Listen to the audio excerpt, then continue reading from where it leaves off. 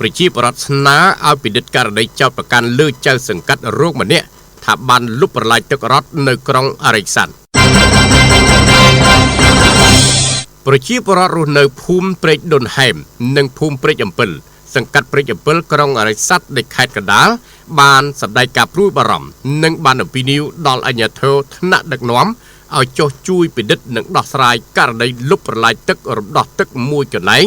ដែលជាទ្រព្យសម្បត្តិសាធារណៈរបស់រដ្ឋតាមសេចក្តីរាយការណ៍ពីប្រជាពលរដ្ឋជូនដល់អង្គភាពសារព័ត៌មានយើងនាថ្ងៃទី10ខែមិថុនាឆ្នាំ2026នេះបានឲ្យដឹងថាដីប្រឡាយរំដោះទឹកចេញពីភូមិស្ថិតនៅចំណុចទួលខ្នងជ្រុង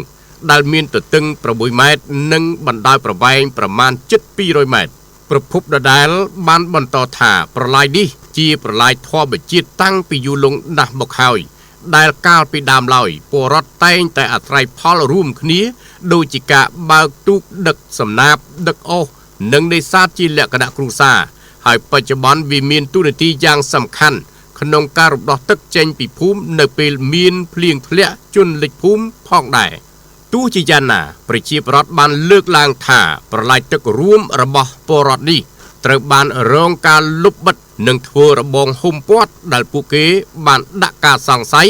និងចោទប្រកាន់ទៅលើបុគ្គលឈ្មោះធីមនីរាជដែលមានតួនាទីជាចៅសង្កាត់រងព្រែកអំពិលថាបានធ្វើការលុបដើម្បីទាញយកធ្វើជាកម្មសិទ្ធិផ្ទាល់ខ្លួនរយៈពេល3ឆ្នាំទៅហើយដែលបង្កឲ្យមានការប៉ះពាល់ដល់ការរស់នៅរបស់ពលរដ្ឋក្នុងមូលដ្ឋានជុំវិញករណីចោទប្រកាន់ខាងលើនេះភ្នាក់ងារសារព័ត៌មានយើងបានស្វែងរកការបំភ្លឺពីភាគីពាក់ព័ន្ធជាបន្តបន្ទាប់នាថ្ងៃទី10ខែមិថុនាឆ្នាំ2026នេះជាមួយលោកម៉ាក់ហេងមេភូមិព្រែកដុនហែមបានមានប្រសាសន៍ជុំវិញករណីនេះថាកាលពីដើមឡើយពិតជាមានប្រឡាយទឹកពិតប្រាកដមែនចំពោះលោកកែវច័ន្ទតារាចៅសង្កាត់ព្រែកអំពិលភ្នាក់ងារសារព័ត៌មានយើងខលទៅលេខរបស់លោក078 51 22 41និងបានផ្ញើសារចូលទៅតាម Telegram របស់លោកតាំងពីថ្ងៃទី10ខែមិថុនាឆ្នាំ2026តែរហូតមកដល់ពេលនេះលោកមិនបានលើកហើយក៏មិនបានចូលមើលផងដែររហូតមកដល់ម៉ោងផ្សាយនេះដែលឡែកលោកធីមនីរាជចៅសង្កាត់រងព្រែកអំពិល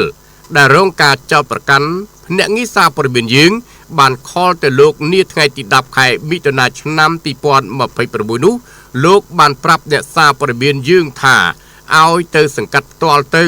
ហើយអ្នកសារព័ត៌មានយើងក៏បានសុំបទសម្ភាសន៍លោកតាម Telegram បន្ថែមទៀតលោកបានបញ្ជាក់ប្រាប់ថាសូមអធិស្ឋានបញ្ហានេះបងអាចសួរទៅភូមិរដ្ឋបាលសង្កាត់និងរដ្ឋបាលក្រុងជាមួយគ្នានេះដែរភ្នាក់ងារសារព័ត៌មានយើងក៏បានសូមបទសម្ភាសន៍លោកសេងសូរិយាអ្នកនាំពាក្យសាលាក្រុងអរិចសាន់នាថ្ងៃទី15ខែមិថុនាឆ្នាំ2026នេះលោកបានលើកឡើងថាលោកមិនច្បាស់ដែរដោយលោកធីមនីរាជបានចាក់ហុំព័ទ្ធរបងលើកប្រឡាយខាងលើមុនលោកចូលមកបំពេញការងារផ្អែកលើបញ្ហាប្រឈមខាងលើសាធារណជនក៏ដូចជាពលរដ្ឋរស់នៅក្នុងមូលដ្ឋានបានស្នើសុំយ៉ាងទទូចឲ្យលោកច័ន្ទតារាអភិបាលក្រុងអរិចសាន់និងឯកឧត្តមគូចម្រើនអភិបាលនៃគណៈអភិបាលខេត្តកណ្ដាលមេត្តាចាត់វិធានការចុះស្រាវជ្រាវ